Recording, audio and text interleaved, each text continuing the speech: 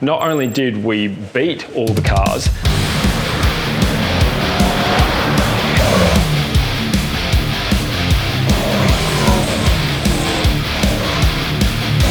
we started to have that pull in the top end.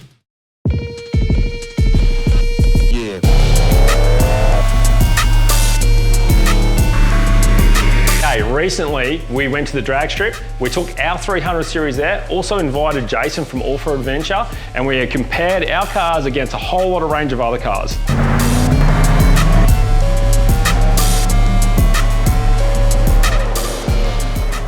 So first up, we brought a whole lot of stock cars. We had a Nissan Patrol, we had a Ram 1500, we had the 300 series, we also had a Chevy Silverado, and we had these range of cars. And what we wanted to do was to put the lineup of these cars in stock form and seeing how they performed at, basically in the stock form against each other. This is on an 1/8 mile, so this is only a 200 metre, so a stop-start situation. The track on the day was an extremely hot day, and it was really interesting to see these cars roll off and how they compare to each other. The interesting thing there, out of all the cars that we raced on the stock form, was that the Nissan Patrol probably did the best there. The 300 series, the very, very first run the 300 series did, it did really, really well, and it actually was winning. But when we back to back, as those temperatures started to increase, the 300 starts to pull back power, and it suffered because that heat that started to build up. So that was a really interesting fact there. The Patrol was pretty consistent. Probably the worst of them was the 1500 Ram, which was surprising. This is, you got to remember, we had no idea what was going to happen. We had an idea with the level of power that these cars were in stock form, but we had no idea how these cars perform. And so this was a real world testing that we're super excited to put down and see what happened. The next move on, we went to the modified vehicles, and this is where things for me got really interesting. Definitely I love the standard cars in form, but we all know that we love to modify cars and we want to increase the power and get that fuel efficiency and everything else out of them. So because I have the bug for making cars better, I wanted to really see, with the modifications done to these cars, the real difference.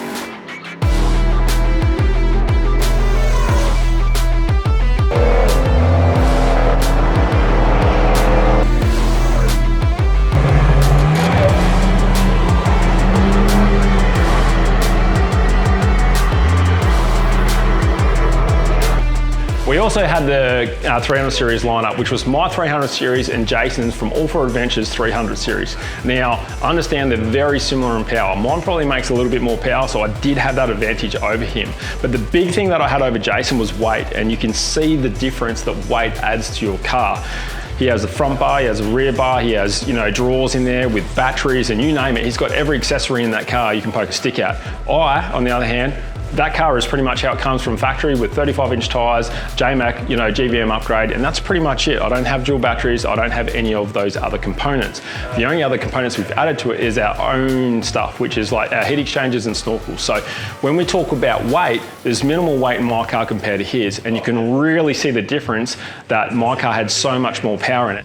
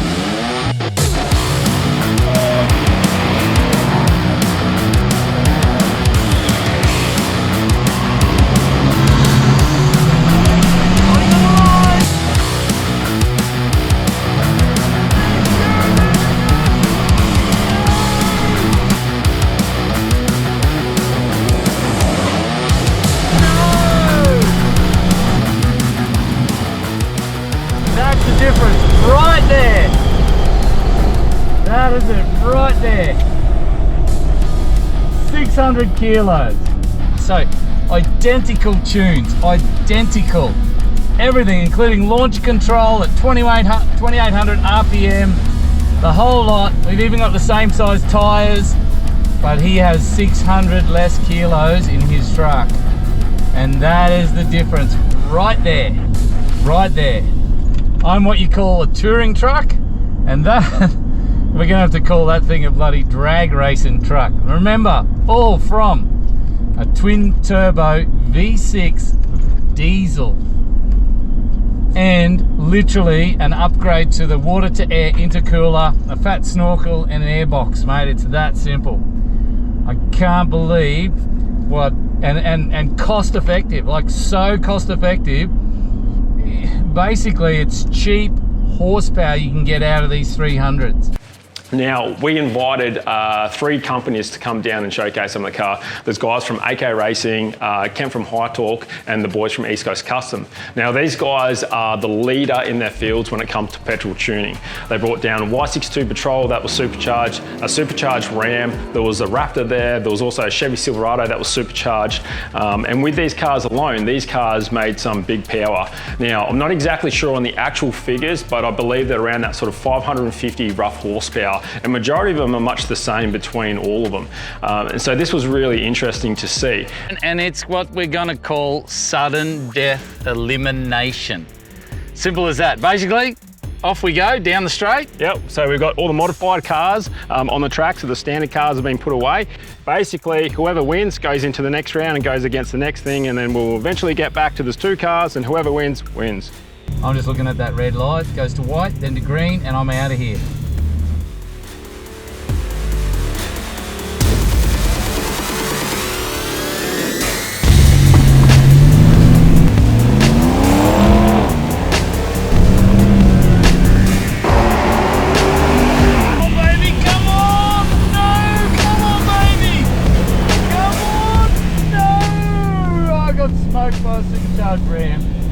Damn it! I'm out. At first, I was pretty nervous about racing these guys. You got to remember, our 300 series is definitely not standard. It makes about that 440 horsepower, okay? And this is on the hubs. Now, anyone seen the hub dynos, they always add a little bit more. So if we think about it, it's around about that 400 horsepower. So we're probably, 150 horsepower shy to be able to go up against these guys.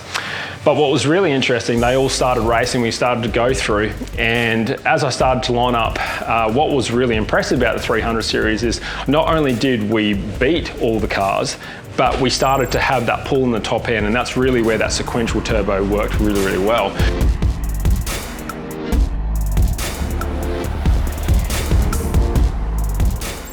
And something else was really important to see was the fact that the modifications we've done with the heat exchanger, we didn't have the heat soak, so we could turn around and do a back-to-back run again, and we could still be very, very consistent. So on that day, the track temp was around that 35, 36 degrees. It was super humid. It wasn't real good to be racing in those conditions, but it was really great to see real world effect how those cars performed. Now, the reality of this is the fact that because this is in a very hot day, diesels aren't affected by the temperature anywhere near as much as petrol. And it's amazing to see that these highly modified petrols still were maintaining consistency. We had no problems on the day from anyone. Everyone was very consistent. And we probably spent a good 3 or 4 hours racing against each other. So these cars were extremely hot by the end of the racing.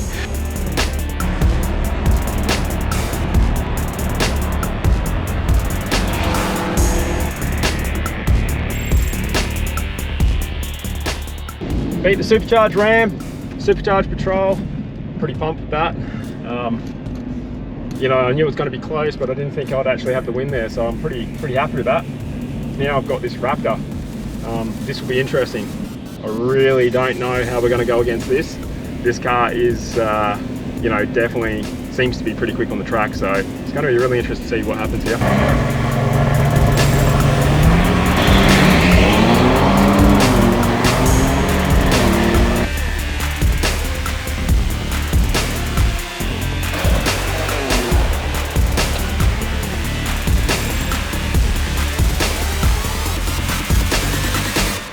Obviously, we don't buy these cars to drag race. This was just a bit of fun on the day to get a bit of an understanding of the level of power that can be achieved out of these cars and how they can be reliable with putting them in this extreme condition, because let's be honest, we're not drag racing every day. But consider the fact that the temperature of the day and being consistent like that showed us, and we learnt a lot from it. We data logged the events and we got a lot of data that we can use, which is really, really useful. So at the end of the day, I'm super proud of what the 300 Series can do. I'm really proud of what my team can provide and build for these cars. It definitely does show the fact that they are a contender in that power level area. Everyone was concerned about the 300 Series being underpowered or small capacity engine over the 200 Series, but it just proves now that the 300 Series can definitely stand up on its own and it can compete against the big boys as well. And that's impressive to see. So it's a little bit biased because I love 300 Series, but every time I'm put in a situation with these cars, they just keep on giving, and that they are really becoming a beautiful car. The more time I spend with them, I really enjoy every moment I get to spend on developing stuff and understanding them. I love the 300 Series, and you know, I speak to a lot of people that have 300 Series, and a lot of people rave about them. So if you're comparing the 300 Series to a 200 Series, I believe there's no comparison. There really isn't. If you're considering about upgrading to a 300 Series, I think, yeah, 100%. You know, I would definitely do it in a heartbeat. The 200 Series is by however a really, really good car. We didn't take the 200 Series down and compete and sort of race. You know, we're sort of comparing where the 200 Series is sitting at the moment in standard form. You know, they would have been pretty much back with where that Ram would have been. So the level of power that the 300 Series produces, well, it speaks for itself in the video. Last but not least, I want to thank High Torque, East Coast Customs, AK Racing for bringing their cars down here. You know, it's been a big ask for them to come all the way with their cars, and they've been performing on a day like this. Now, you know, in the tuning industry, a lot of guys would understand that bringing one of those cars to a track with a 40-degree temp and run it consistently in racing, you know, their tuning has to be on point. And, you know, there's no forgiving with the petrols at this level. So, you know, these guys, 100%, if you guys have got these cars, this is the places to go. You know, I only picked these level of companies to come with us today because I knew they are the best at what they do. So big thanks to them. Really appreciate you guys for coming out and you know, supporting us and giving us the chance to make this opportunity and race against each other. It's been really, really good. So big shout out and hats off to them. If you would like to see more of this content and videos, please comment below of what you would like to see next. And yeah, we'll consider making those videos for you.